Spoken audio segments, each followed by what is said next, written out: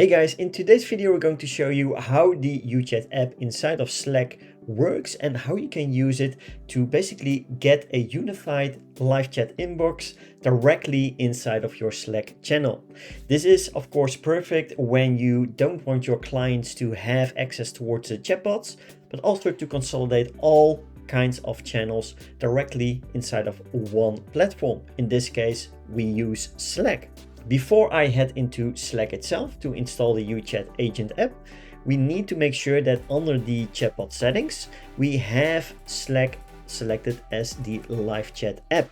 If you are logged into your chatbot, go towards your settings, then go towards the live chat section and make sure that under the live chat integration, we have selected Slack. Just press save and you will see that you will get a notification that the update has been done successfully. Now that we have selected this, it is time to head over into Slack and install the UChat agent app. To do so, just go towards your Slack workspace. Then from here, go towards the bottom left corner and press the Add Apps. For me, you will already see it, but the app that you need to install is the UChat agent app. As you can see here, the UChat agent bot allows to use Slack as a live agent to talk to clients through all the supported channels. So to install this, it's really simple, just press it. And now you will see that it has been installed. The commands that are available, you can see we can send subflows to users. We can get the user's contact info. We can pause and resume the chatbot as well. So those are the current commands that are supported. So how does this work exactly? Now that you basically set Slack as your live chat agent inside of, in my case, the Omni-Channel experience, right? All the supported channels inside that Omni-Channel are now going to be consolidated into Slack. The way this works is if I go towards my website and just interact with the web chat widget in this case. So let's say, let's connect.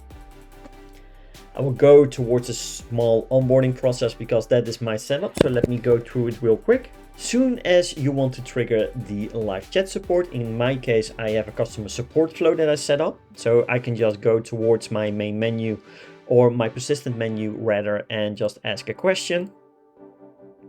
Then always here for you, what's your question? So let's say just testing. And soon as I do this, I will also hear a bleep on my phone, most likely in a few seconds. So never mind that. There it is. But if I go inside my Slack now, you will see that I have a new tab under channels. And now, as you can see, the tab for channels also includes the channel name itself, but also the user NS. So it starts with user NS, then the channel, and then the user itself, the user name in this case. So if I go here, you will see that I just joined the live chat. So if I type something here, it will also display on my web chat widget. So if I say something like, hi Mark, and go back towards my web chat widget, you will see that it pops up there as well. And if I communicate here, you will see it reflecting here inside the live chat. Now, the cool thing is you can do all sorts of things. Of course, you can just do live chat support, right? But we also have those commands at our disposal. So if you want to trigger any of those commands, then you only have to go and enter a slash sign, go with UChat, and now you will have access to all the available commands. So as you can see here, we can send a subflow, we can get the bot user info. So if we do that and just press send, nothing will be sent on the front end towards the user, as you can see, but it allows you to get some initial data in. So we have the user NS ID, we have the first name and the last name if it's been filled. In this case, web chat does not auto pre-fill this.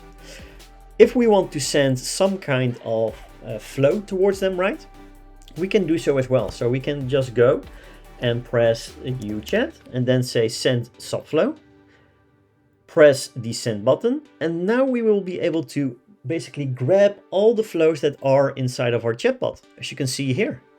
So how cool is this, right? So you can also segment, right?